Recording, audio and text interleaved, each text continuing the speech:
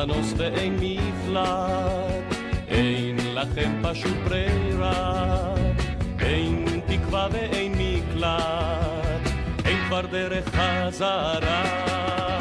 זה יום הדין, זה יום הדין, אללה לא עוזר לכם, צהל שוב מכה בכם. זה יום הדין, זה יום הדין, אללה לא עוזר לכם, צהל שוב מכה בכם.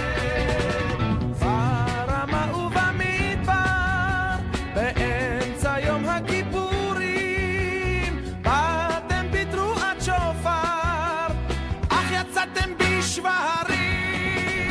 זה יום הדין, זה יום הדין, אללה לא עוזר לכם, צהל שוב מכה בכם. זה יום הדין, זה יום הדין, אללה לא עוזר לכם, צהל שוב מכה בכם. זה יום הדין, זה יום הדין, אללה לא עוזר לכם, צהל שוב מכה בכם. Were you surprised to see Syrian tanks so close to your unit? Well, no, that was a surprise because they surprised us because we were not ready for the fight, but because it was a holiday for us. Otherwise, we wouldn't make a surprise like they did today.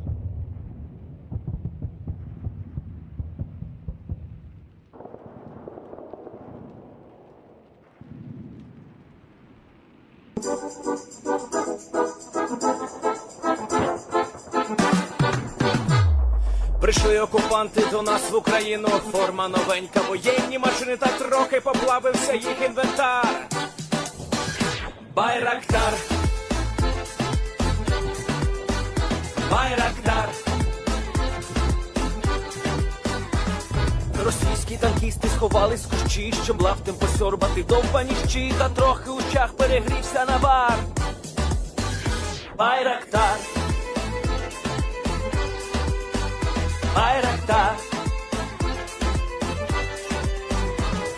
Приперли зі сходу до нас барани для восстановлення великої страни. Найкращий пастух баранячих отар. Байрактар, Байрактар. Їх доводи всяке озброєння різне, потужні ракети, машини залізні, у нас на всі доводи є коментар. Байрактар, Байрактар. Вони захопити хотіли нас зразу, а ми зачаїли на орків образу з російських бандитів, робить примар. Байрактар, Байрактар. Російська поліція справи заводить, там вбивцю рашистів ніяк не знаходить, хто винен, що в нашому полі глухар. Байрактар, Байрактар. Веде пропаганду кремлівський урод, слова пропаганди ковтає народ, тепер нове слово знає цар. Байрактар. Байрактар. Байрактар. Байрактар. Байрактар.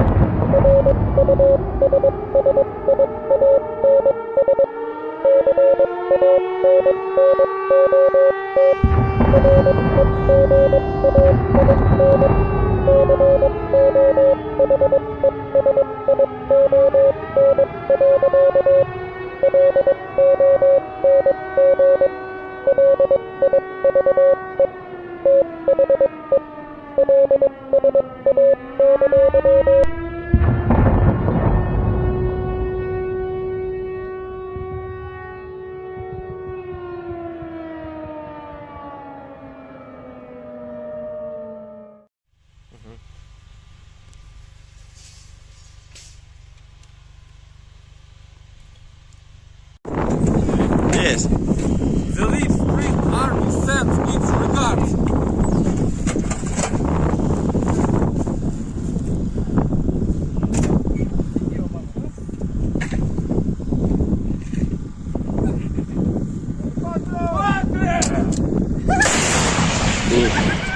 Русский военный корабль. Предлагаю сложить оружие и сдаться.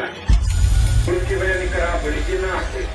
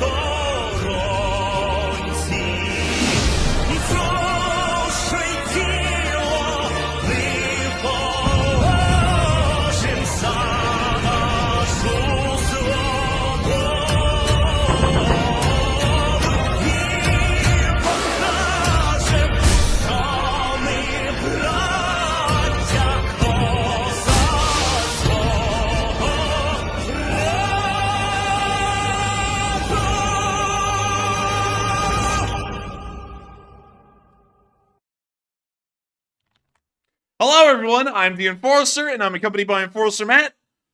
And good evening, folks. It's Enforcer Matt, and welcome back to day 633 of the news. And it's good to see you all once again. And tonight, we see Russian units retreating. They're running off. And of course, we're going to be covering the past 24 hours of the news of the war in Ukraine and the news of the ongoing war in Israel. But we're going to be starting off with some major news tonight inside of Ukraine, as Russian units have retreated back in the area of Orlivka, just north of the town of Avdiivka, and the Ukrainians are able to claim ground that they have not held since 2014. It is massive news that is currently occurring in the area, and we're going to be getting into it immediately, starting off at the area of Orlivka. Many of y'all know that Russian units currently involved in the offensive around Avdiivka have been sustaining incredibly high casualties over the past several days, and it appears that nothing has really been improving for the Russian situation. It also appears that it has certainly not been improving today, as videos came out from the small village of Pivdeni, where we got to see the Ukrainian forces attacked a hilltop and then took it later in the day for the first time since 2014. Well, you can see the hilltop near Pivdeni right here. We see the Ukrainians shelling it. Man, this is a strange looking environment. It's like mountainous but rocky at the same time. This is weird looking. That's because this is a giant heap of, I think it's like slag and rock that was brought out of the mines from decades ago during Soviet times. And we can see the drone camera zooming in right there.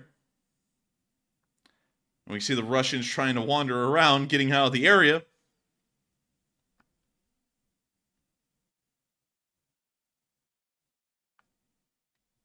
They're kind of creeping around like they got a free pass to like take it easy or something. Yeah, man, they're acting like they've got it easy, but we did get to see that the Ukrainians in the next clip were able to retake the place. It was very nice. Here it is. No. Oh. No copyrighted dear. music. When you see some artillery landing on top of the retreating Russians. And we now see the clip panning to the actual hill itself near Pivdeni. Do y'all know who put this video out? Can y'all take a slight guess?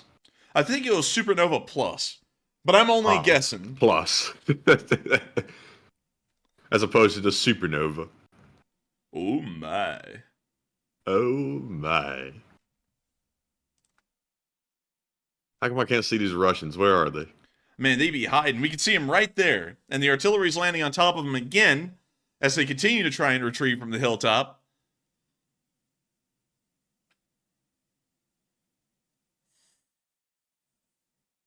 And now we can see the drone camera looking down to that trench we saw in the last clip. We see them scurrying away. And with that, that's the end of the video, but very nice to see that the Ukrainians were able to retake this hilly area right in front of the major city of Orliivka, one of the largest cities in the Donetsk Oblast and just north of the city of Donetsk.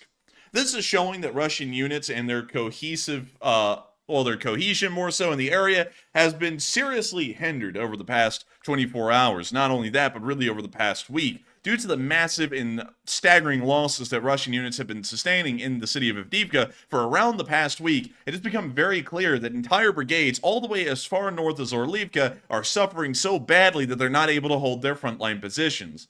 We've also seen in the casualty report over the past 24 hours that Russian casualties have finally dropped back down to what would be considered a fairly normal number for most of the war, only losing 620 troops over the past 24 hours. This is most likely indicating that most Russian forces in the area of Avdiivka have disengaged from offensive activities and are finally going to be taking a small moment to try and regroup their forces to once again recommit to the offensive. Whether that offensive would be successful or not once they try to restart it is going to be another question. But nevertheless, we can see that finally the Russians chose the latter option, which is instead of throwing these units back onto the front lines to try fighting suicidally the next day, they have pulled them off the lines to try and reorganize them and get them ready to mount a defensive, most likely of the area, considering that they're losing positions that have been held by Russian and pro-Russian forces since around 2014. Not only that, but the losses are showing a decrease in most categories. 9 armored personnel carriers were lost, along with 14 supply trucks, 7 main battle tanks, 14 artillery pieces, 17 drones, 1 MLRS, and the anti-aircraft system, along with 4 special equipment vehicles. All in all, the losses were lower today in most categories compared to about the past week, and it is certainly a telltale indicator that Russian units across the entirety of the Avdiivka area have disengaged from frontline fighting. But moving back on into that area and towards the direction of Avdiivka, we did get to see that near Oleksandropol that a rare T-84 sighting had been seen. This is pretty neat because the T-84 Oplot is a very rare vehicle in the Ukrainian army. There's only around 40 of these that were in service before the war. We do not know how many of them are still in service right now, but it is very interesting to see one of these because the chances of that are slim to none. In fact, it's almost impossible most of the time to really ever see one of these things on the front lines. It's like a unicorn, but really interesting to see that one was spotted in the area today. Meanwhile, Ukrainian forces like the artillery and the drone forces were continuing to try and target and destroy Russian logistics that are helping to keep Russian units alive and running in the areas in between Orliivka and Avdiivka, where we got to see that a Russian truck was blown up today in the area.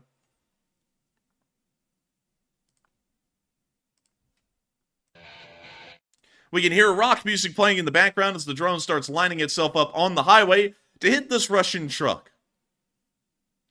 Actually, it appears to be a Lada, but you see the Russians running from the car once they spotted the drone.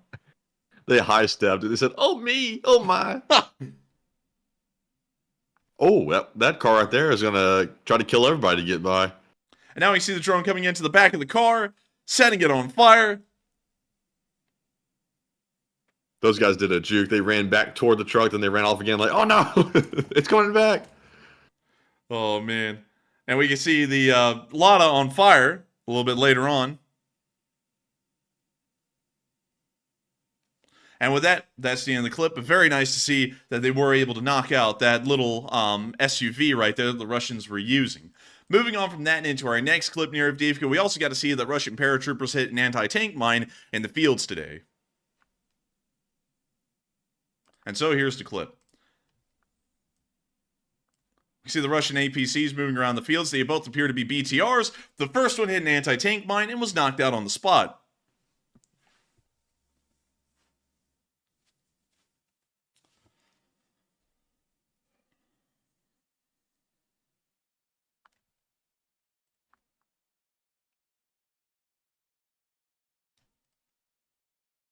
We now see them running away.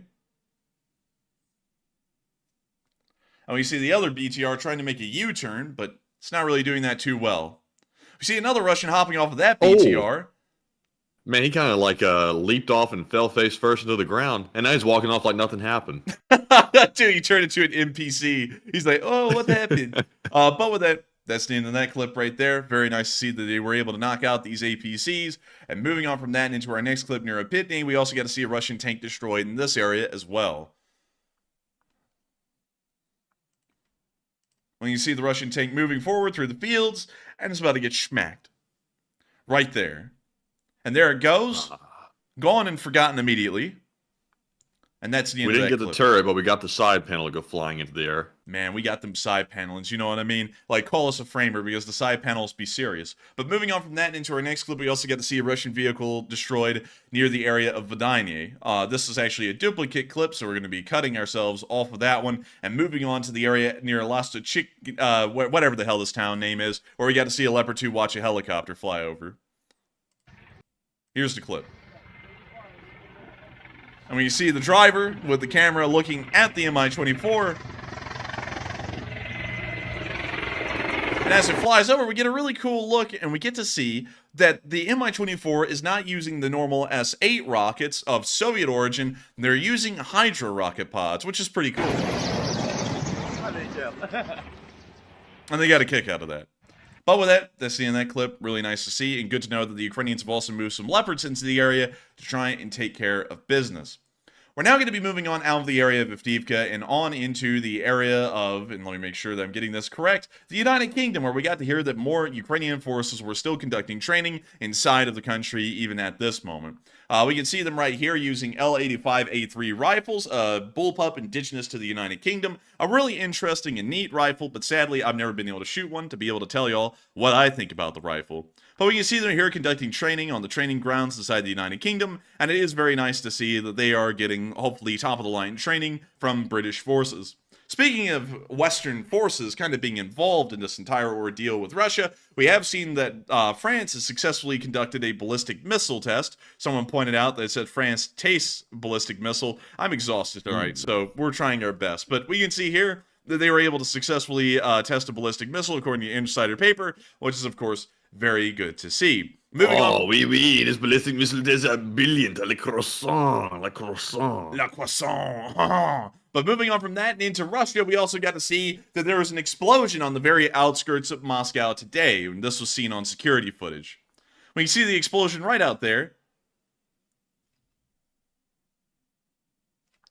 And then we can see the video end. But showing a little strike on the very outskirts of Moscow, and something to keep note of and to pay attention to as time keeps going by.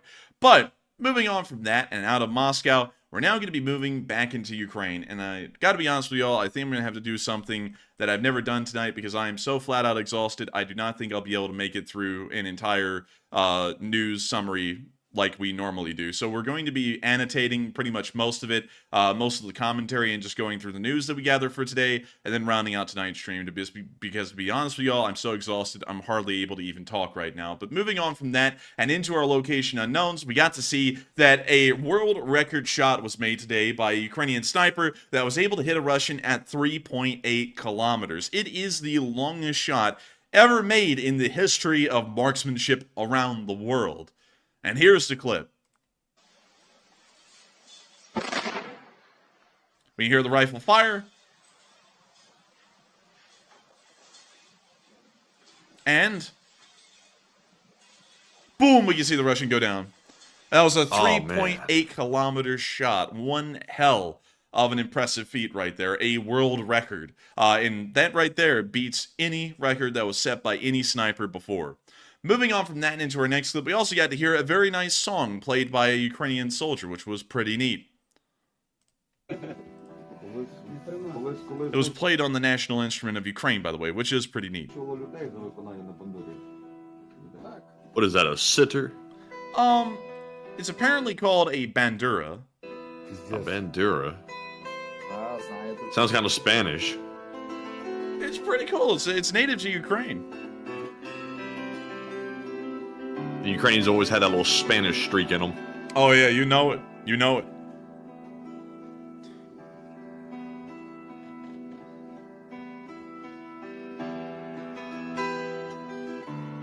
Pretty nice music, pretty classy.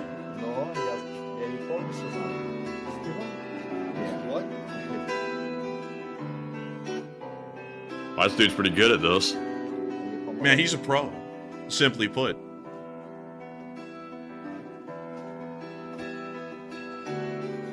Everybody's saying in the chat it's Metallica. No, this is made out of wood. It sounds really good, whatever it is.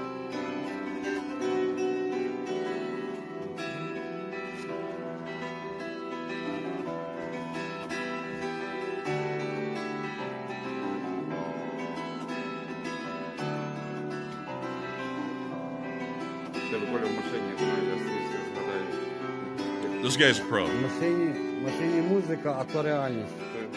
Це є велика різниця.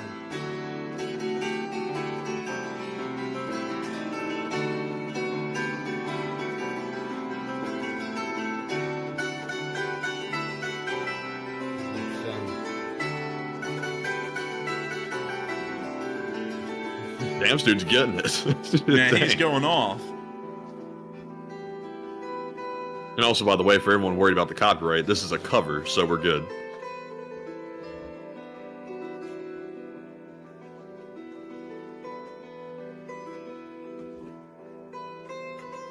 And he's still going. I mean, this is just some really impressive stuff right here.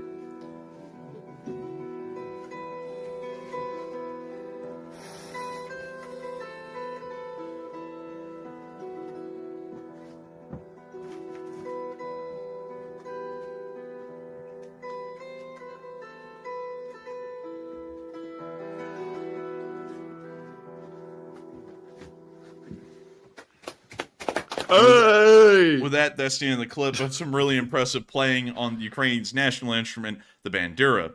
Moving on from that, we've already covered the casualty report, and so it's now time for us to move on into the frontline news in Ukraine around the rest of the area. Moving on into the area of Avdiivka, we got to see a picture of a CV-90 on the front lines. Pretty cool little APC. Great to see the Ukrainians hanging out near it, and hopefully they're using it to great effect in the area. Moving on from that and into our next clip, we also got to see a Russian bunker being hit near the Kupiansk front line. With Chad music, of course, playing in the background. We can see the Russian bunker right here. And we're about to see it get knocked out.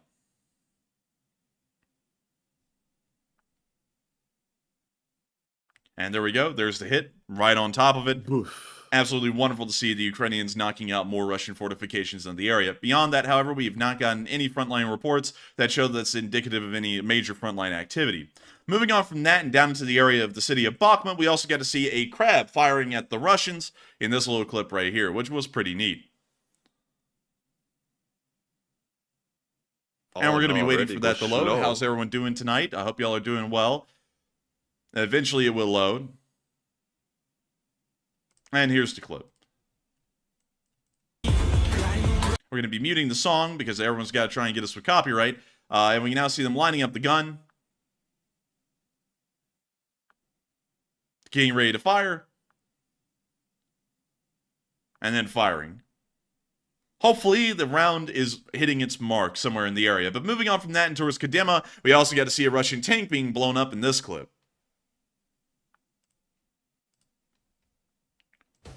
We can see the Russian tank racing down the road and then being hit by the FPV drone right on top of a Russian soldier that acts as spaced armor for the tank.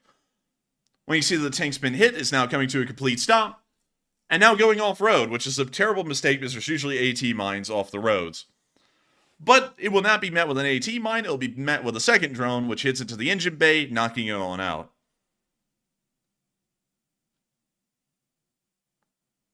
We now see the tank burning up and brewing up, as it's now been completely destroyed. We can see it exploding here in this clip. Once again, another $3.5 million main battle tank destroyed. Moving on from that and into our next clip in the area of Adviivka, we got to see a very lucky/unlucky Russian, as the drone didn't blow up onto him, but he threw it out of the trench and then it blew up. We're going to be muting the Pink Panther music, but we can see the drone not explode and land right in the middle of the Russian trench, or more so foxhole. You know, Pink Panther music might rival the Benny Hill music. You know, that's a good point. And we see the Russian grabbing the drone and flinging it, and then he blew himself up. Really smart guy. He's really setting the standard for what a 100 IQ move looks like. You can see him throw the drone right there, and then it blows up. And I'll take y'all back to that part of the clip where it blows up right in his face. So here he is, flinging the drone right there. And then it just explodes right in his face. Really smart. Just the smartest Russian I have ever seen. But moving on from that little bit of news and on into our next bit, we also got to see, once again, the Avdiivka front lines, which we've already covered a little bit earlier, and so we're going to be moving beyond past that frontline area. If you want to see it, go back earlier in the stream. Moving on from that and down to the southern front and into the area of Adviivka, we got to see that a Tor-2 was destroyed near the town of Adviivka today by a Switchblade 600, supposedly. This is slightly older footage as well. This is from the midsummer, but the footage was just published today, and so we decided to show this on stream. We see the Tor-2 sitting out there in the field.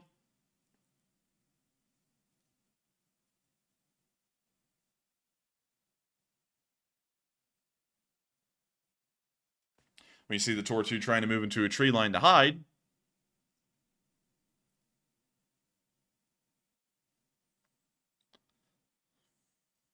Actually, it looks like it's trying to reposition as a whole.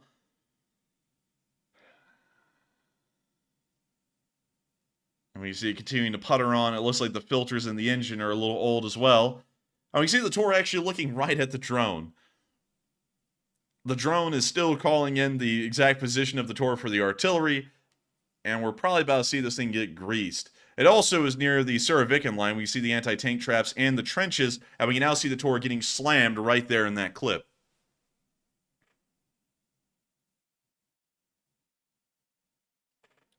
We now see the Tor smoking after the hit.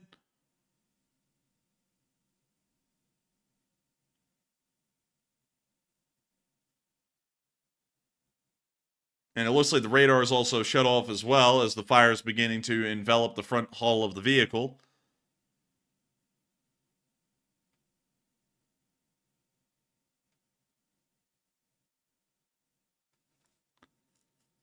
We see the crew kind of still meandering around near the back of the Tor. And now we can see another Russian truck arriving in the area as the Tor continues to burn. And now that Tor is certainly on fire. Most likely the fire is going to spread to the ammunition cell inside the turret here in a moment and completely destroy the system. But that's the end of the clip. And very nice to see that the Ukrainians were able to knock out a Tor, although that was in the summer, still a very expensive anti-air system. Moving on from that and into the area of Robotny, we also got to see a Ukrainian drone hitting a speeding car. It appears that the drone was able to hit it with some pretty good precision and speed, destroying the vehicle immediately. And we see that right here. Actually, that's a clip from earlier, a duplicate. I'm very sorry about that, y'all, because it was very hard to find any news today, and on top of that, I am worn out. And I'm not even kidding, I think I'm just burnt out. But anyways, moving on from that, we got to see the 35th evacuating some soldiers here in this clip, which was very nice to see. We're going to be muting that, but we can see them barreling down the road as quick as possible.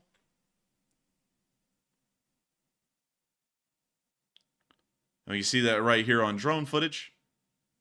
And they are going for it. They are going as fast as they physically can.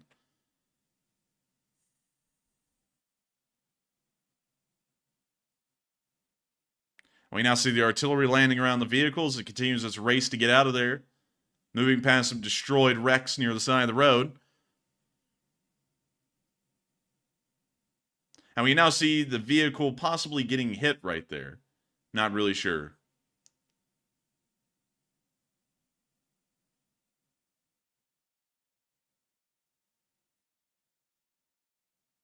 Actually, it's still going. It was missed.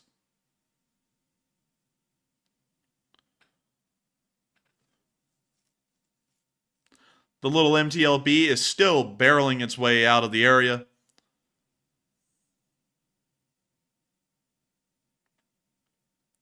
Very lucky that it was able to survive that incredibly heavy barrage earlier on.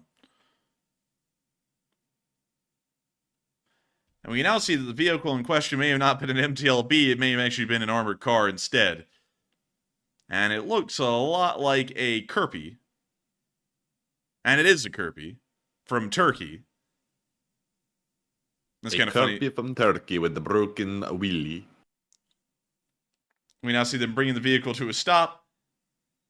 And of course, they're getting a little shout out to the Kirby. Yeah, pretty cool stuff. And nice to see that they're able to survive and make it on out of there.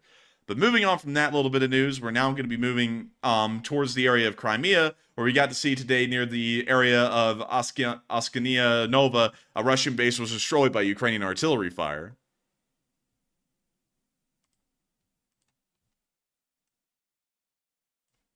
We can now see the building that's about to be the target of the Ukrainian artillery strike. We can see some traffic on the road. And we can also see a little Russian truck right there near the building.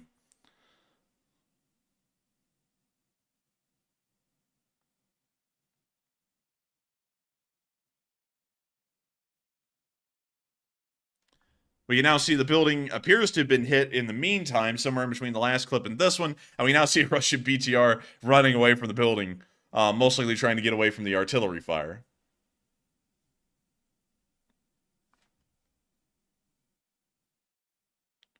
We can see the drone continuing to observe the damage that was caused to the building. A very successful strike by the Ukrainian artillerists.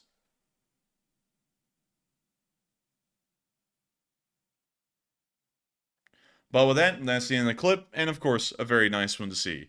Moving on from that and into our next clip, we also got to see that out in the sea near Odessa, a commercial ship ended up hitting a sea mine that was apparently laid by the Russians today. According to Next to News, a ship carrying grain hit a sea mine off the Ukrainian coast. Reuters has quoted a source in the Ukrainian government as saying it is a Liberian-flagged bulk carrier, Georgia S., which left the port of Yuzhny with a cargo of grain. According to marine traffic, the grain carrier was on its way to the Romanian port of Constanta. It's reported that the damage sustained by the vessel is insignificant, but nevertheless, very concerning and interesting to see that a Russian anti-ship mine floated into the area of the commercial shipping lane and ended up slightly damaging a cargo vessel.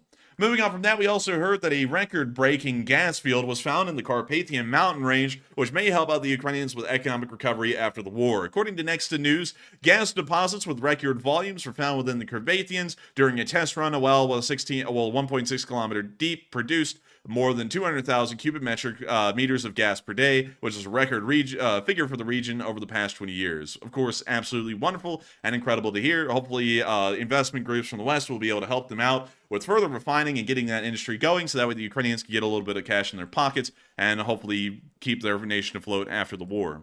Moving on from that, we're now going to be moving into our Middle Eastern news segment, a little bit earlier than usual. But Matthew, what do we got in the chat? All right, so moving into our first poll and question segment, we have two polls to address. And our very first one says, if I can get it pulled up on my phone real quick, it says, reports suggest that Israel is considering a 5-day ceasefire in exchange for hostages, and what are your thoughts? 51% said that would be a good decision. 19% said, it seems slightly unwise, maybe. 18% said that would be terrible for Israel, and 12% said unsure. And if y'all do recall, Israel had said they were not open to negotiating for the release of the hostages if it meant a ceasefire. Now it seems they've done a complete reversal on that, and there are some pretty solid sources within the Israeli government saying that they are strongly considering a 5-day-long ceasefire to let go of approximately 50 or so hostages. To me, I think a ceasefire might be a bad idea. Everyone in the U.S. government has said that seems like it would be a major disadvantage to Israel if they were to allow Hamas to regroup and get their forces back together so that way they can attack Israel even worse. At the same time, though, I do understand that the hostages are in a very bad spot, and obviously we do have to think about getting them freed. But, in this circumstance, it's a catch-22 because Israel could put themselves in a bad spot if they allow Hamas to get more weapons and allow themselves to figure out what they're doing after they've been absolutely blitzed by the Israeli military. But Enforcer, what say you? I would have to say that the 5-day ceasefire doesn't sound like a necessarily smart idea. I think the Israelis are doing that to try and take care of the citizens that are currently held hostage. But beyond that, I don't think it's a smart move. We're also getting more information and more reports that more hostages are being found dead. And so who's to say that all of the hostages possibly aren't dead at this point due to Hamas just executing them in the meantime. But with that, I hope that does address that well. And we are on to the next one. All right, and moving on to our next one. It says records indicate that Ukraine has received over $240 billion in total aid since the start of the war. And what are your thoughts? 55% said that's massive but well spent. 31% said, it's a war, it costs money. 10% said it's going to be never ending, and 4% said unsure. And $240 billion, that is the total amount of aid received from every country around the world going to Ukraine since the start of the invasion of Ukraine. That is a massive amount of money.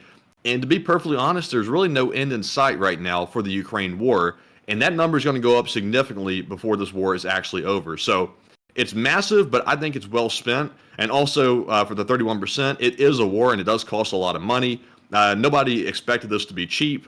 They're shooting ammo off and artillery every single day in massive amounts and numbers, and we can't expect them not to require more funding to get more shells and artillery. It's just part of war, and we have to be prepared to help out, or otherwise Russia could start overtaking Ukraine if we don't keep funding Ukrainian defense. But Enforcer, what say you? I think it's very important to ensure that Ukraine gets more funding, not just from the United States, but the rest of the Western world. It is a pissing contest after all, and we do need to see that Ukraine gets as much support as possible, and therefore friendly competition is a necessity. I think it's necessary for folks to understand out there in the world that supporting a country that is at war is a thing you have to do. You know, believe it or not, wars cost money and shells aren't free.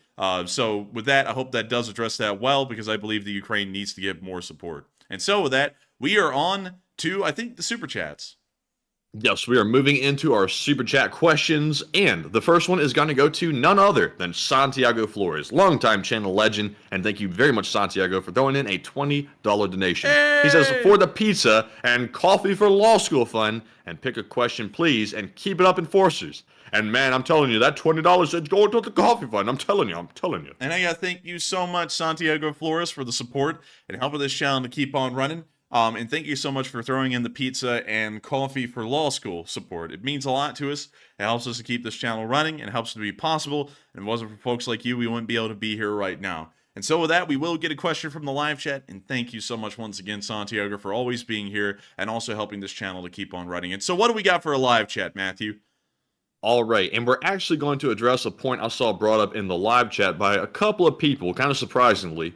They said that the $240 billion is pretty much money for nothing going to Ukraine because they haven't seen a victory there yet. And what I would say in response to that argument is Ukraine has not won yet, but there has been a lot received in return for the West in exchange for our investment in Ukraine's defense.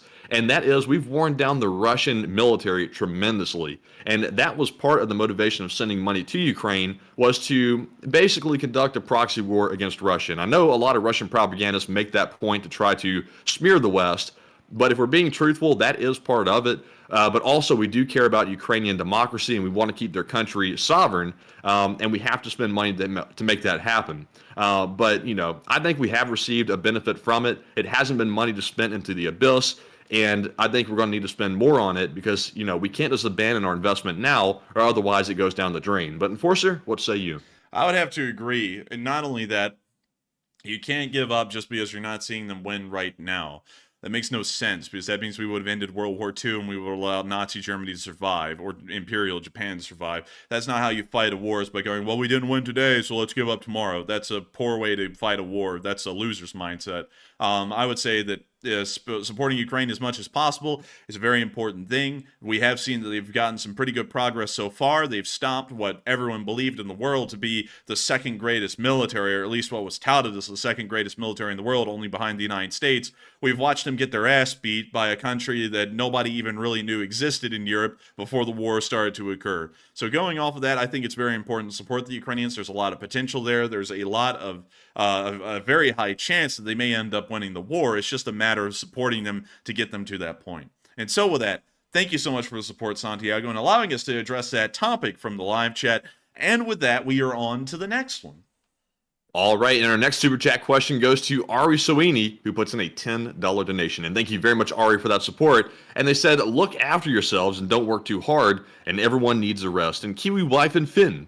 And thank you so much for the support, Ari Sweeney. and helping this channel to keep on running. You were absolutely right. It's very important to look after oneself. But one thing that is a little difficult to weigh is that if we do not run a show, we do not pay bills. And so while I'm completely exhausted, we also kind of have to run this because this is what we do for a living, and this is how we're able to keep the lights on behind the scenes. But I do thank you so much for the support, Ari, because you're helping us to keep those lights on behind the scenes and helping this channel to keep on running. And if it wasn't for folks like you, we wouldn't be able to be here on air right now. And so with that, thank you so much once again, and I hope that does address that well. And we are on to the final question of this segment, and then we're going to be moving on into the Middle East. All right, and the last one of this segment goes to Tom Exman, who puts in a $10 super chat. And thank you very much, Tom, for that support. And he says, take a live chat question. And we shall take a live chat question. And this one is going to go to, let's see here, George Ferguson, who says, which states would leave the Russian Federation when Russia loses the war?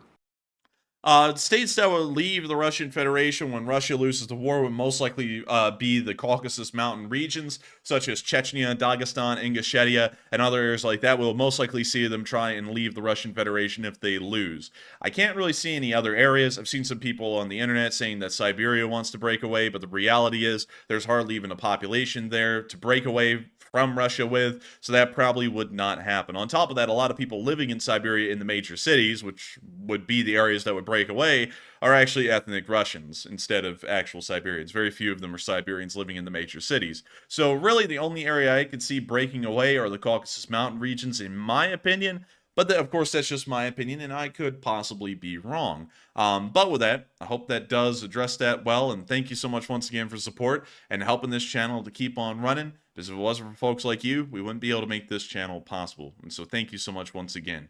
And so with that, we are now moving on into the Middle Eastern news. And starting off in the Eastern Mediterranean, we got to see some pictures from the Gerald R. Ford's flight deck published by the Gerald R. Ford's Twitter, showing them getting some FA-18 Super Hornets ready for a strike mission, or more so just getting them ready for a flight. Really neat to see, especially at nighttime, and hopefully these aircraft carrier crews are performing well, given the circumstances. Moving on from that, we've also heard that down in the northern area of Israel, the Israelis are continuing to strike surface-to-air missile sites that have been operated by Hezbollah within the area of southern Lebanon. We got to see a clip of that right here as the Israelis were able to destroy the SAM site and knock it out completely. Very nice to see, and hopefully indicating that the Israelis will be able to destroy more Hezbollah sites if need be. Moving on from that, we've also heard of some activity within the area of the West Bank as the IDF unfortunately ran over an IED in the area of the town of Salat al-Kharithia in the West Bank. Here's the clip. We see the cameraman looking down the street. We see an IDF vehicle moving along, which then got hit by an IED. Hopefully there were no injured. We didn't really get a lot of information about this clip, but once again showing that Hamas operations aren't just in the Gaza Strip alone, but also expand over into the West Bank. The Israeli government has been very vehement against the Hamas fighters, both inside of the Gaza Strip and outside of the Gaza Strip, and we have seen that Netanyahu has vowed that he will eliminate all Hamas members as best as possible. According to Fitux News, the statement was made that all Hamas members, including those outside of Gaza, are dead men walking, according to Benjamin Netanyahu. He also went on to elaborate that whether they be terrorists with guns or terrorists in suits, they're going to take them out wherever they may be, sounding like a new a new Mossad campaign is starting against the Hamas fighters. But moving on from that, we also got to see that Israel is proposing a possible ceasefire for 5 days with Hamas fighters for the release of 50 hostages. We don't know where that's going to be going at the moment, so that statement just stands for what it is, and we're now going to be moving on from that little bit of news in Tel Aviv and down into the area of the Gaza Strip itself, where we got to see that the United States Air Force has launched a surveillance plane that has been flying off of the coast of Israel, trying to make sure to get some information on what's going on inside the Gaza Strip. This is fairly normal. We've seen stuff like this happening with Ukraine, but still it is, of course, indicating that U.S. focus and interest is being shifted towards the area of Israel to make sure that they can have an eye on the situation and have as much information as possible in case of a conflict goes hot. Moving on from that little bit of news and on towards the area of the Gaza Strip itself, we did get to see that a new offensive phase has started inside the area of Gaza. Israeli troops have launched a new phase of the military operation and are conducting an offensive on Gaza in two directions at once, from the south in the Zaytun area and then in the north in the Jabalia area. That was according to the spokesman of the IDF.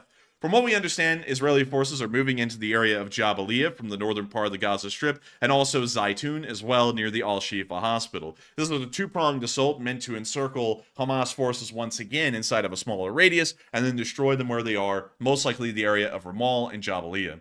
Moving on from the overarching news outside of the Gaza Strip and just kind of the big picture, we did get to see that in the area of Maghazi, a senior Hamas official was found dead, according to Hamas reports. And that man is Ahmed Bar, and he'll be joining the rest of them in hell. Great to see. Moving on from that little bit of news and on. That was the guy in the suit, the terrorist in the suit they were talking about. Oh yeah, man, they got his ass good. But moving on from that and into the area of Beit Hanun, we did also get to see that the Israelis were able to prevent an anti-tank ambush on their armored forces because infantry had been deployed into the area. Here's the clip.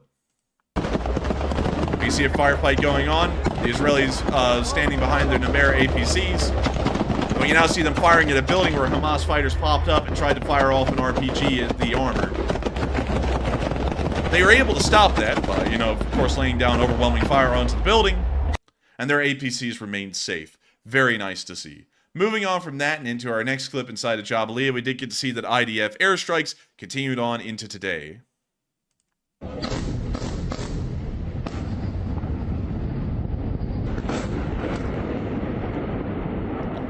see the IDF airstrike slamming into Hamas targets inside the strip. في شمال القطاع الآن الاستهدافات متواصلة. هذه المشاهد المباشرة من المكان.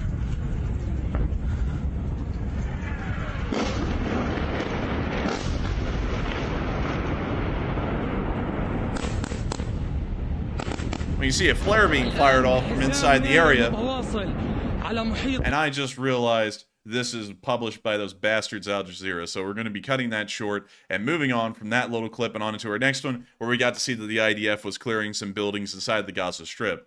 This footage was published by, I believe, the Israeli Defense Forces, if I'm correct. And let me check. And it was. So here's the clip.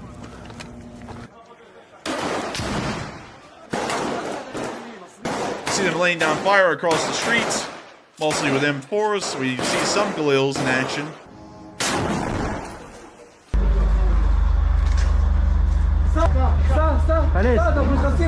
We see them clearing out apartment buildings room by room.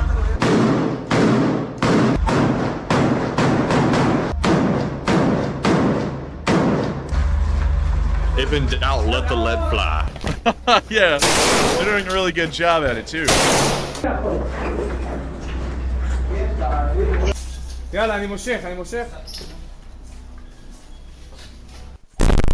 We hear an explosion outside of the room, base boosted and deep fried, and we now see them finding some Hamas bulletproof vests inside the apartment, along with once again more AKs and more grenades.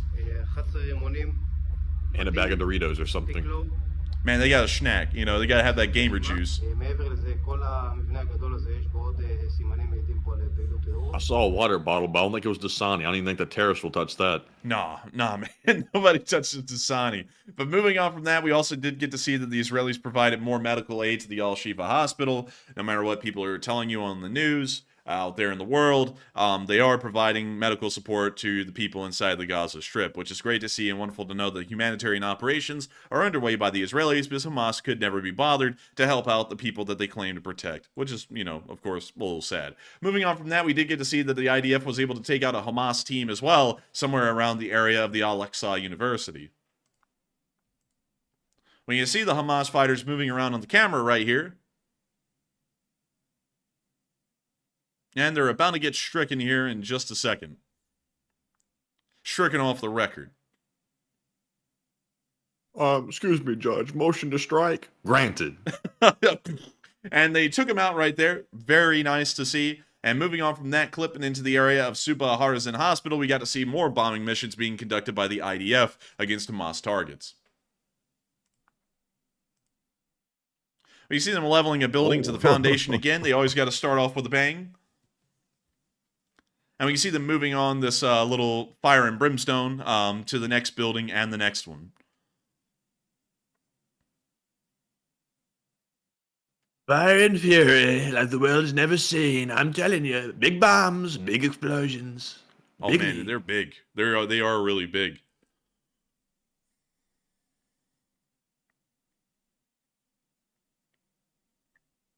Oh, dang. They just got that guy with the one JDAM. He didn't run fast enough. What a jerk.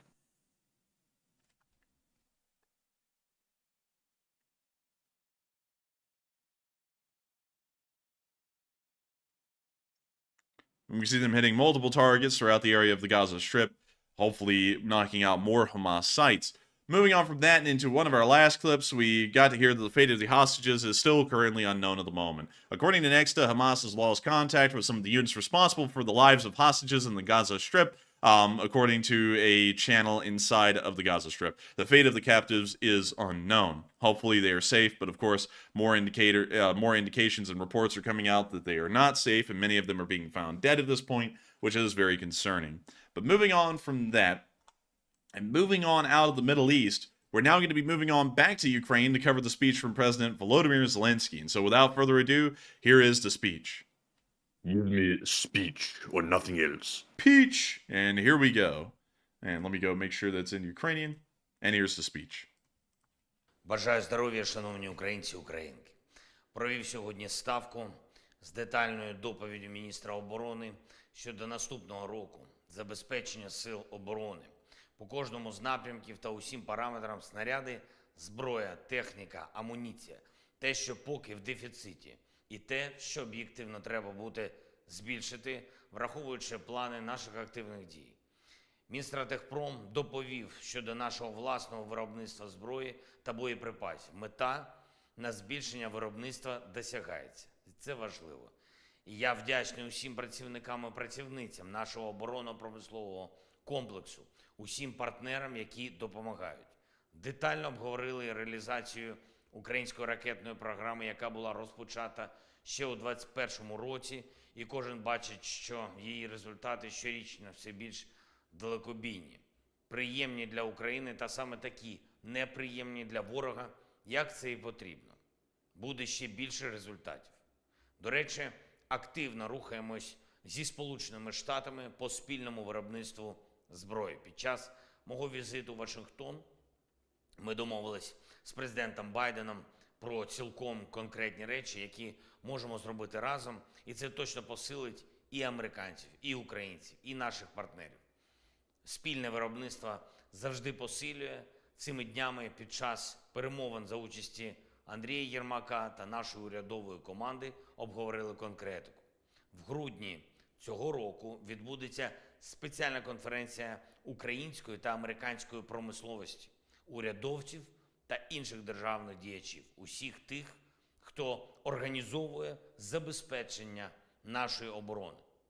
Доволі потужну подію готуємо. У розвиток форуму оборонних індустрій, який відбувся у вересні. Тепер форум у Вашингтоні та відповідна робота з озброєнням як в Україні, так і в Америці. Я дякую Сполученим Штатам і президенту Байдену, і його команді, Конгресу, обом партіям, які підтримують нас.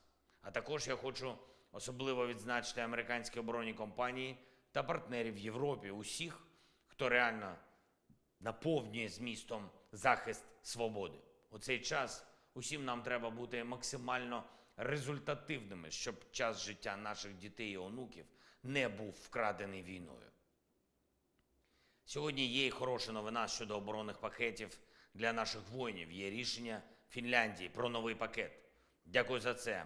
Вже 20 пакетів підтримки ми отримали саме від Фінляндії. Усі вони посилюють не лише нас, а увесь східний фланг Європи. Бо коли Україна міцна і незалежна, вся Європа може почувати себе захищеною від російської агресії. Важливі доповіді були на ставці щодо ситуації на конкретних фронтових напрямках. Донеччина, Харківщина, південні напрямки.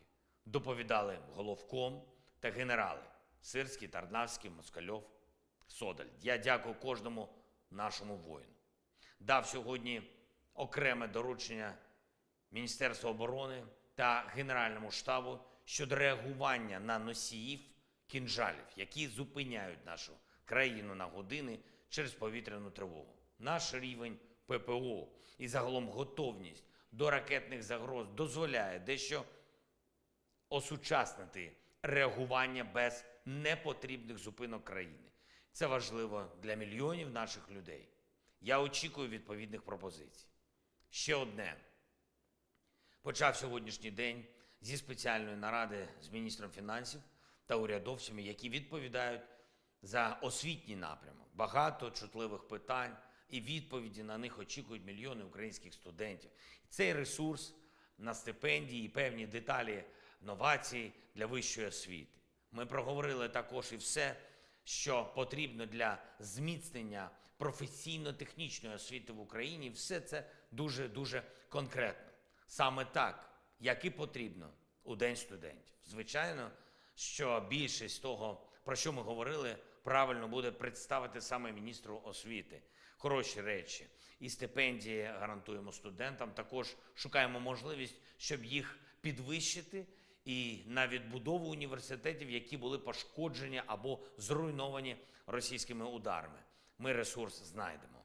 Я сьогодні був в одному з українських університетів, Маріупольському державному. Він зараз переміщений до Києва.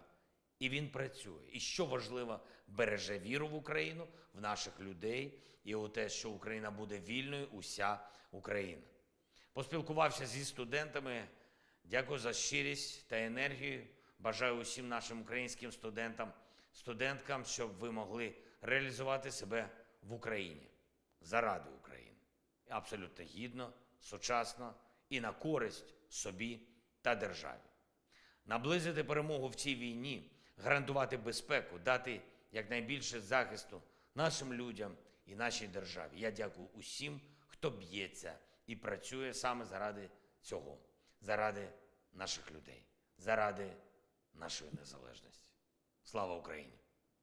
Героям слава! And with that, that's the end of the speech from President Zelensky here on day 633 of the war. And we're about to be moving on into the second part of the stream, which will be a little annotated, much like the news segment, so that way we can try and get off air. I have to apologize to everyone. I do not really know what's going on because I felt really good for the past few days and have been able to get through the news really over the past whole week. But for some reason today, I was not really feeling that hot. I'm not really feeling that hot right now, and I'm just completely exhausted to the point that even being able to try and put together this news tonight was incredibly tough, and then even getting through any of the stream at all has been incredibly tough as well. I want to apologize to all of y'all for that because I know y'all come here for a full news segment, but sadly I wasn't able to really deliver that tonight. But with that, what do we got, Matthew?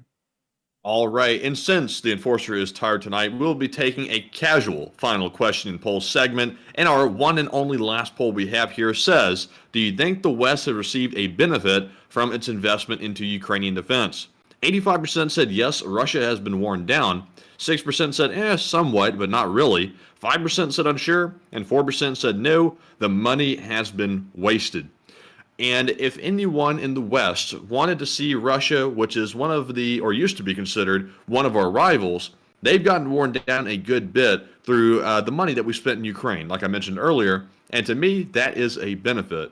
Now, for the folks that say that's not a benefit, I'm not sure how that would not be considered one, because Russia being a rival, we want to wear them down as much as possible to make sure they can't come back and do something else to a NATO country and attack them and cause a world war situation. But Enforcer, what say you? Can you reread that poll? Yes. It said something along the lines of, do you think we've received a benefit from the money we spent on Ukraine to fight the Russians? I certainly think we have. We have been able to destroy the military capabilities of one of our lower rivals in the world, and I think that that is money always well spent. And so with that, I hope that does address that well, and we are on to the next one. All right, and that was our last poll, so we're moving into our Super Chat questions. And up first, we have a $20 donation from Aaron Shu. And thank you very much, Aaron, for that support. He's a longtime channel viewer, and we do appreciate it very much. And he said, do take care of yourselves, and what did the Ukrainians use in that record-setting shot?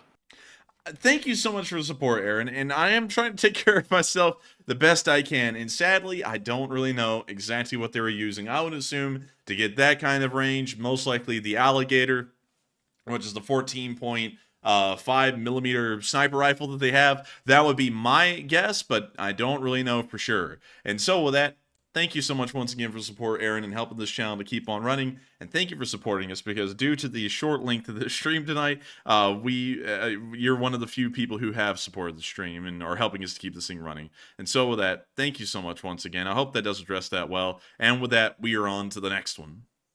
And the next one goes to Mark Puregrossi, who puts in a $20 donation. And thank you very much, Mark, for that support. He says, love you guys, but please get some rest.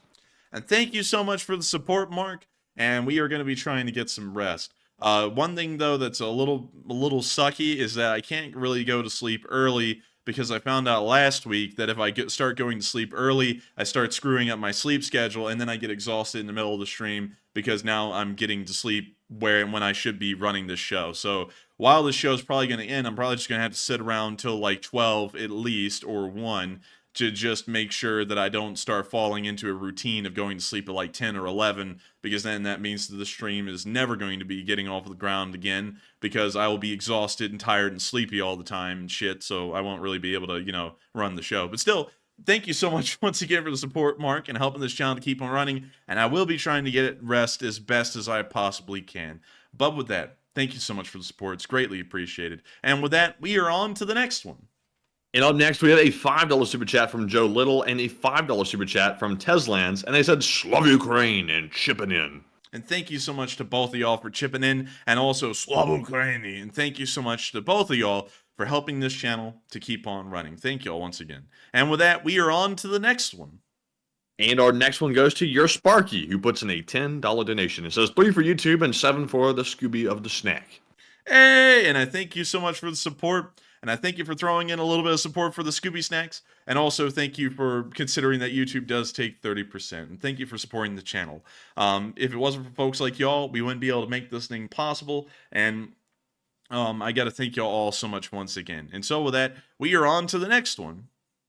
And the next one goes to Thalmix, who puts in a 5. And thank you very much for that support as well. They said the French testing of a ballistic missile pin on today's map says French tastes ballistic missile. How's it taste? It tastes like freedom. Man, it tastes like Frenchiness, like a baguette or something. But yeah, that was a little bit of a typo. I was apparently too tired to catch it earlier. But with that, thank you so much once again for support and helping this channel to keep on running. And thank you for making a little joke out of it, because beyond that, it would have just been a typo. And so thank you so much once again. I hope that does address that well. And with that, we are on to the next one. You know what they should call the ballistic missiles? They should call it the French toast. And that would probably be a good name for it now that they've turned it into a French taste ballistic missile. But anyways, moving on to our next one. We have a $5 super chat from Jason Carpenter, who says, I don't blame you about the rest. Sleep well, my friends, and LSA strong. And thank you so much for the support. We will be trying to sleep well, and thank you for helping the channel to keep on running and supporting it, because if it wasn't for folks like you, we wouldn't be able to make it possible, especially tonight, because of the stream being so short. We've hardly been able to, get any support, so any bit of support's appreciated, and I thank you so much for it. And with that, we are on to the next one.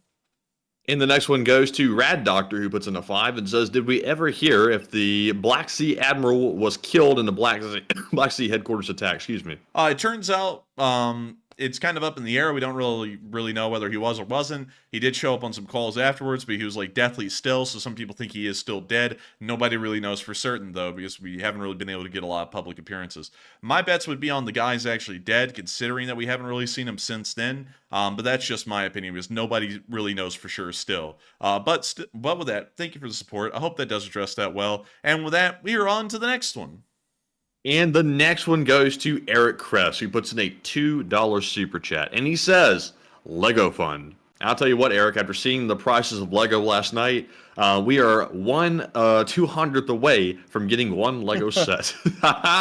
Those Legos are extremely overpriced, but thank you very much for donating to the Lego Fund. But Enforcer, what say you? I gotta thank you so much, Eric, for donating to that Lego Fund. We will be trying to get into looking at some Legos at least. I don't really know about buying them because they're just so expensive, but I do thank you for supporting that fund. And maybe one day we will be able to get ourselves some Legos. And so with that, hope that does address that well. Thank you so much once again for the support. And with that, we are on to the next one. And moving on to our live chat questions, we have the Morse code decoders of the stream. We have Cliff Simonson, Mark Hodges, Earl Bernew, Paul Schultz, Kevin J., and Rumpelstiltskin. They said, hi, LSAers. Tonight's Morse code cipher is Ukraine has turned the tables and the Russians cannot regain cohesion. Long live the LSA. And the Russians really can't regain cohesion. They're not even cohesive as one Russian anymore. But go ahead, Enforcer. What were you going to say? And that's the sound of money, and you don't got that dead on the nail. That was the Morse code message of the night. They have lost the initiative in the area and cohesion as well, and hopefully the Ukrainians will be able to take advantage of that for days at least. And so with that, thank y'all for getting the Morse code message correct again on the 633rd day. What y'all do is an amazing skill and something that many people can't do, including myself. But with that, thank you so much once again. I hope that does address that well, and we are on to the next one. And up next, we have one more super chat that came in from Turbo Wolf 9 million, who put in a $20 donation and said, "Get some rest and thanks for pushing forward in that stream." And thank you so much for the support, Turbo Wolf 9 million, and thank you for enjoying that we were able to push forward with the stream. It's been incredibly tough tonight, to be honest. I don't know what it is, but I'm very short of breath. Which is weird because I'm never really short of breath. But I still thank you so much for appreciating how we were able to get the stream running and at least cover the major news tonight with really all filler, well, not really filler, but all the additional bells and whistles we throw in practically removed. But still, thank you so much once again. And I greatly appreciate that you find the channel worthwhile to support, although this was a very short stream, because folks like you helped make this possible. And so with that, we are on to the next one. And up next, we have the first ever super chat from Hector Rodriguez, who threw in a $10 donation. And huge shout out to you, Hector, for supporting the channel. And also, thank you very much for donating for the first time, especially tonight on this very trying time where the sleepies are getting a hold of everyone. But thank you very much for the support. And Enforcer, what say you? And thank you so much for the first support ever, Hector, and helping this channel to keep on running. Folks like you who are first-time supporters help us to keep this channel rolling day in and day out. We do this as a job, and so this is the only way we're able to support ourselves, regardless what asshole out there says we're supposed to work 60 hours a week on this and then go work a 40-hour-a-week job on top of that to support ourselves, and then also go to law school. Those people are crazy as shit. So I got to thank you so much for supporting this channel and helping us to be able to do this as a job, because if we weren't able to help this, if you weren't able to help this thing to keep running, we wouldn't be here. And so with that, thank you so much once again. I hope that does address that well, and with that, we are on to the next one. And also, Hector said he wanted to send a message but did not know how, but he said he wanted to say he appreciates you guys. And thank you very much, Hector, for the kind words as well. And sometimes it's complicated to figure out how to attach a message to a super chat. I tried to actually do it the other day myself as a test to try to investigate other means to do super chats rather than simply through YouTube. And it's actually a little bit more interesting than I thought of putting in a super chat. Not exactly straightforward unless you have done it before. But with that being said, we're moving on to our first live chat question, which goes to Mick, who says, what are your thoughts on the U.S. sending a hospital ship to join the Italian volcano off the coast of Gaza? Sending a hospital ship to take care of the Palestinians would probably be a smart idea, because at least there is some control over Hamas not being on a ship. So in my honest opinion, that's what I would say. I would say it'd probably be a good move. I saw some in the live chat there that really threw me off. But with that, I hope that does address that well, and we are on to the next one. All right, and the next one goes to Darren, who says, have you read about Ukraine buying the 117 jets that Kazakhstan retired? I have not heard about that, and to be honest, I would have to declare ignorance on that at the moment and try and look into that a little bit more once the stream is over. But thank you for sharing that with me, and I will try and look into it. And so with that, we are on to the next one. All right, and this one is going to go to Eric Kress, who says, do you think that Israel may be using the ceasefire to see if hostages are still alive? They may possibly be trying to do that, but considering that they're also trying to get 50 hostages released, it's most likely indicating that they are looking to just get hostages out rather than try and discover if they're alive or not. But still, with that, I hope that does address that well, and we are on to the next one. And up next, we have two more super chats to address, and this first one goes to Jordan Koch, who puts in a $20 donation. And thank you very much, Jordan, for that support. And they said, evening. And evening to you, Jordan, and thank you so much for the support and helping the channel to keep on running. I hope you enjoyed our shorter little stream tonight. but I do greatly appreciate you supporting the channel and helping us to keep this thing running, because it's always a concern in the background of ours whether we will be able to continue to do this as a job or not. And y'all's continued support ensures that the answer to that question will always be yes, we can keep this channel running because it's our job. And so with that, thank you so much once again. I hope that does address that well, and we are on to the next one. And the next super chat we got was from Tommy2Tokes, who puts in a 5 Canadian and says, I'll give you $5 to go to bed. Thanks, Enforcers and LSA. And thank you, Tommy. And thank you so much, Tommy. I'm probably going to take you up on that offer and get to bed here soon. But I thank you so much once again for the... Well, actually, I can't go to bed because if I go to bed, I start throwing off my sleeping schedule and everything, so I'm still going to have to be up. But still, thank you for the support and helping this channel to keep on running. Because if it wasn't for folks like you, we wouldn't be able to be here right now. And so with that, thank you so much once again, and we're on to the next one. And the next super chat goes to Mrs. Your Sparky. So we have Your Sparky, if I'm correct. Let's see here. Yeah, we had Your Sparky, and now we have Mrs. Your Sparky. So we have both of them here tonight, and it's good to see both. Mrs. Your Sparky threw in a 50 and said, thanks, guys, and go to bed. And stay there until you're really better. Your health is important. And it is so important. We got to wake up, though, like, we got the finals hanging over our head, and I don't know if the Enforcer is being, like, indirectly affected by that or not. I'll be totally honest. The finals are putting probably one of the biggest stresses that I've ever had in my life on me at this point. And I'm confident we'll get through it, you know, and make decent grades to graduate. But at the same time, it doesn't negate the fact that we're used to making pretty much straight A's. That's what I'm used to. And the idea of not making an A is disturbing the hell out of me. But I'm going to get used to it, and that's life, grow up. But Enforcer, what say you? And I thank you so much for the support, Miss Your Sparky, and helping this channel to keep on running. Of course, health is very important. That's something that I can't really disagree with at all. But it is also tough because I have a duty pretty much to make sure that we try and cover this news as best as possible. And not only that, this is also a job. And when we take days off, you know, we do not make any kind of income at all because we don't have memberships or anything like that. It's just all super chats. So we have to be running a show live on air to be able to, you know, make any income and to be able to pay the bills at the end of the month. And so that's also a very serious concern in the background, why we are always not just dedicated to running the stream 6 days a week, well, really 5 days a week, just, you know, for the hell of it. We're also trying to make sure to keep, you know, keep being able to pay the bills and pay rent and everything else. But still, that's why we can't really take a break like that. We definitely will be on tomorrow for the Sunday fundraiser because I've got a very strong belief in being able to run those fundraisers. But still, thank you so much once again for the support, Miss Your Sparky, and helping this channel to keep on running, because it is folks like you who have helped to make this thing possible. And if it wasn't for folks like you, we wouldn't be able to be here right now. And so with that, we are on to the next one. All right, and the next one goes to Walter A. Lakota Jr., who puts in a $50 donation. And thank you very much, Walter, for that support. And also, welcome back. He says, Aloha, the Enforcer, Enforcer Matt, and LSA from OG Allison Boson. He says, it seems a little, let's see, it seems a little is happening on left bank of Dnipro River in Kherson.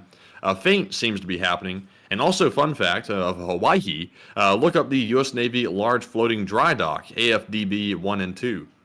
And I thank you so much for throwing in the support, Walter. It has been a while since you've thrown in a super chat, and we're greatly appreciative to have you here tonight. Good to know that you're somewhere where there's internet right now. And also, thank you so much once again for supporting the channel and helping us to keep this thing running. It does seem like a feint may be happening, but I have a lot more hope in this one than others that they've done in the past, because this one seems to actually have a little bit of extra weight being thrown behind it, where Ukrainians are taking villages like Krenki and possibly even putting some pressure on Oleski as well. And while it most likely may be a feint, I'm having more hope in this one that it is a little bit more serious than everything else we have seen before. Moving on from that to the Hawaii fun fact, let's pull up the U.S. Navy Large Floating Dry Dock. U.S. Navy Large Floating Dry Dock. And let me see. AFDB 1 and 2. AFDB founded. And oh, these are really cool. I'm guessing that they're from World War II, if I'm looking at the right one. But this is the USS Iowa, the Iowa-class battleship from World War II sitting inside one of these floating dry docks. That is amazing. I didn't even know that there was a floating dry dock big enough that could house a USS Iowa battleship like that. That's actually insane. And this picture is from 1944. Let's see about another one. This looks like one of those boats that might have a horn on it that goes. Yeah, it kind of does, doesn't it? But we can also see it here as well. And it looks like they just pull up like office buildings to the side of this thing as well for workers to live out of or something like that. This is wild. I mean, this is actually nuts. I've never seen anything like this before. And I got to thank you for sharing that with us, Walter, because otherwise I wouldn't have even known that these things existed. But that is an incredibly cool Hawaii fun fact. I think that's just really neat. And also, Walter E. Lakota said that it was the largest floating dry dock in the world. I would not doubt it, because to be able to fit a USS Iowa class battleship, it would have to be a massive dry dock. But with that, thank you so much for sharing your your input on what's going on at Harrison, and also sharing a Hawaii fun fact, because Walter, you are our Hawaii fun facts guy, and you've been sharing Hawaii fun facts with us ever since you've been with this channel, which has been nearly 2 years at this point. I've got to thank you so much once again for being here with us tonight and supporting this channel, because if it wasn't for folks like you, we wouldn't be on air today. And so with that, thank you so much once again. I hope that does address that well, and with that, we are on to the next one. All right, and the next one goes to Jordan Koch, who puts in a $100 donation, and that is the second super chat of the night. So huge shout out to you, Jordan. That is extremely generous, and thank you for coming through on such a big night, and a very tired night at that. But thank you very much for the support. They said good luck on the finals.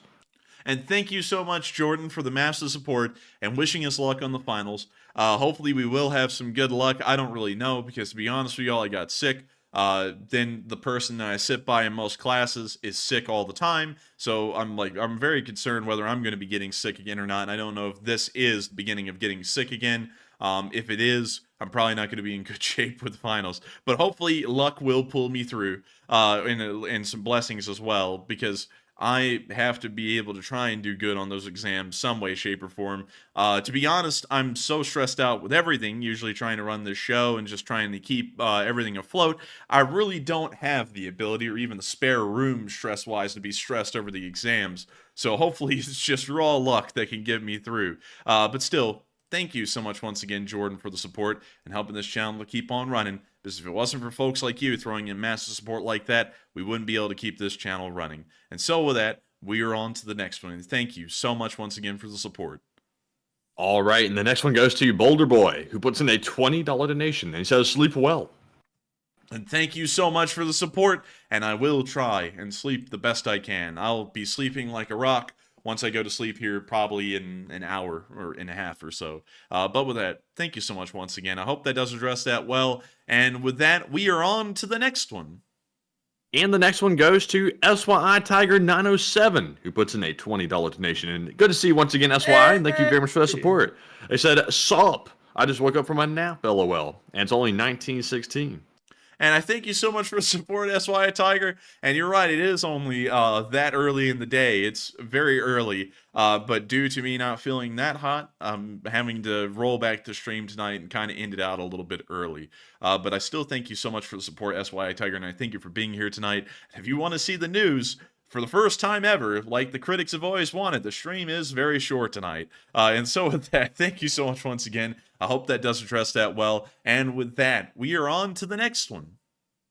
Plot twist, SYI Tiger didn't mean 1916 military time. He meant he woke up and it's actually 1916.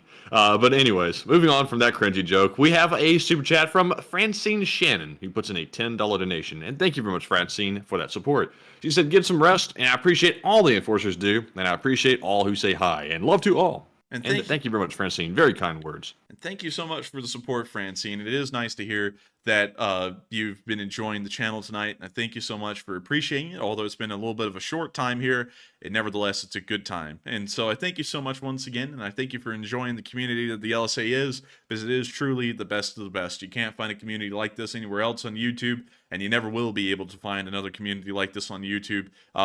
Even if we're long gone years from now, there will never be another one like this. And so with that, thank you so much once again. I hope that does address that well, and long live the Lee Spring Army. And with that, we are on to the next one.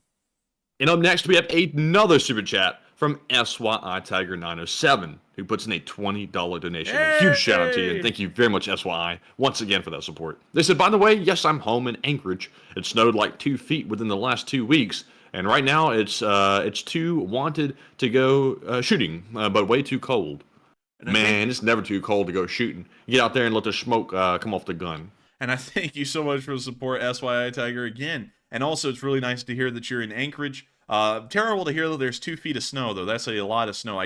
My Alabamian mind can't even imagine what 2 feet of snow would really look like. But thick. Oh, probably very thick with 2 C's. But not only that, it's also a little sad to hear that you couldn't go shooting. I was actually planning on going shooting today at a range. When I got up, I was like, oh, that'd probably be a nice little stress reliever. But honestly, I woke up today, and from the very start of waking up, I didn't feel that hot. So then I just canceled that and just stayed home and tried to battle my way into the afternoon. I pretty much almost woke up in the afternoon, so it was even a battle to get that far. But I hate to hear that you weren't able to go shooting, because shooting is fun and a really enjoyable little pastime and a hobby. And hopefully the snow will melt so that way you can go shooting here soon. But with that, thank you so much once again for support. I hope that does address that well. And with that, we are on to the next one. And the next one is a $2 super chat from Eric Kress, who says, Enforcer, go to the ER and get checked out. Nah, man, they'll kill you in the ER. You don't want to go there. No, I will say, to the doctors in the chat, y'all probably run a good ER, but the other ERs, probably not so great. Not from my experience. And also, I thank you for the support, Eric. And I would go to the ER, but the ER is for wusses. I don't go to the ER. I just power through. I mean, I had a fever of like 102 or 100. Well, actually, it was like 102.5 or 7 or something for 2 straight days when I ended up getting the plague. And when I got back to law school, everyone was like, did you go to the hospital? I was like, nah. They're like, well, dude, usually when you have a fever that high, you go to the hospital. I was like, dude, no, I just took Advils. I'm never really one to, like go to the hospital over many things. And while I feel a little short of breath, I'm sure that's just a temporary thing and it'll go away with a little bit of time. And if you go to the hospital, well, I don't know what they would do about it. I mean, what are they going to do about it? Nothing, probably. But still, thank you. And then once you get done with the ambulance bill, if you have to take an ambulance and showing up, then the doctor sees you, all that good stuff. You have to stay overnight. Then you come out and you're like, oh, they cured me. And then they hand you the bill and then you die of a heart attack. Yeah. And also, some people are saying, oh, no, the ER isn't for wuss. This is for sick people. I'm just kidding around. I'm just saying that I'm not going to the ER in kind of a funny way if I can. But still, thank you so much once again for the support, Eric, and I hope that does address that well. And with that, we are on to the next one. All right, and we have one last live chat question of the night. So, Enforcer, would you like to do the entire thing? And so, we are on to the final question of the night. And so, who is the lucky last person who threw in the lucky last question of the night? And that viewer is Gabriel Mum, who says, what is the difference between a dictatorship and a monarchy, and which of these is the better for what reason? The difference in between a dictatorship and a monarchy is that dictatorships are usually a very centralized government without any social institutions to operate as checks and balances, and the leader has all power. A monarchy is very different, and a lot of people have been told wrongly what a monarchy is over an incredibly long time, and it's led a lot of people to think that a monarchy is a dictatorship, but a monarchy is not a dictatorship. Even back in the day, way back during medieval times, most monarchies did not exist in an absolutist dictatorship-ish form. It was very rare to see that. Like, for example, in the United Kingdom, the king or queen only had as much power as was allowed to them through their rights that were given to them, like through the Magna Carta, and they still had to weigh heavily on the lords of the fiefs that were inside the United Kingdom, or Great Britain or England or whatever you want to call it, as well as the Holy Roman Empire, in other places even like France, up until about the 1500s and 1600s when absolutism finally came around there. Monarchies actually have a greatly limited power, even when they're getting kind of close to being an absolutist monarchy. There's still a lot of social institutions that operate as checks and balances, and usually a monarchy's rule is a lot more benevolent than a dictatorship's. You don't see purges happening usually under monarchies. It's actually quite rare. That's why people like Bloody Mary and Henry VIII kind of stick out a little bit, because they were very rare exceptions to the norm for most monarchs. But, nowadays people kind of take that as the norm, although those were the exceptions to the norm, and that's why they're special and worth talking about. Otherwise, why would they talk about them? Because every other monarch was like that, and that's not the case. But that's the best way I can explain in a nutshell what the difference in between a monarchy and a dictatorship is that a monarchy has a lot more checks and balances through society and also through the power structure that exists for a monarchy, rather than a dictatorship where that power structure doesn't exist at all. It's just the dictator, and then everyone's under him and completely subservient to the dictator. And so with that... And also in dictatorships, the people that are in charge are typically a lot plumper than the monarchs, because look at Kim Jong-un and the gang. They're definitely not underfed.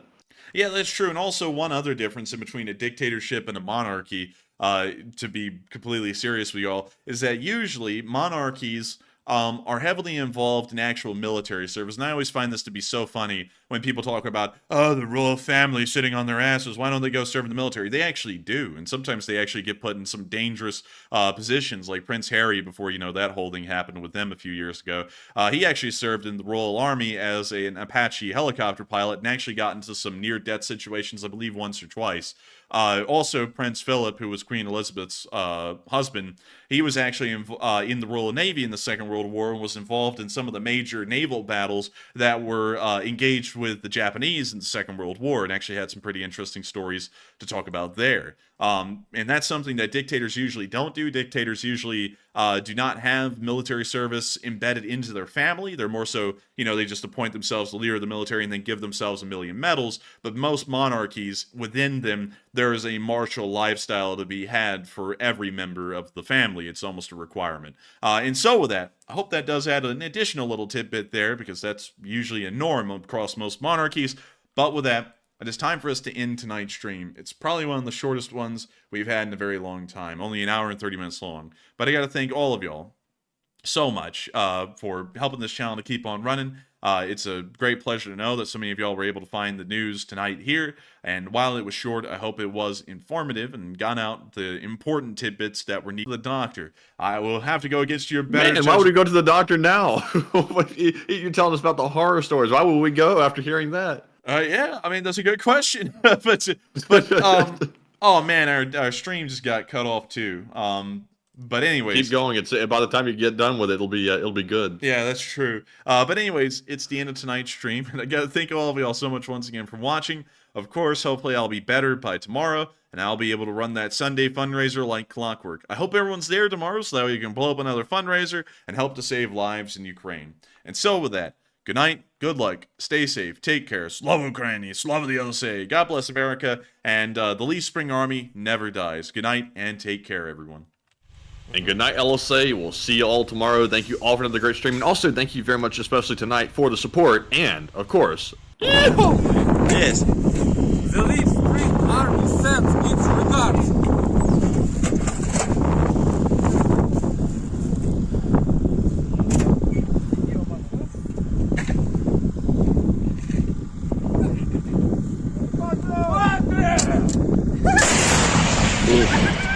Русский военный корабль. Предлагаю сложить оружие и сдаться. Русский военный корабль, иди нахуй.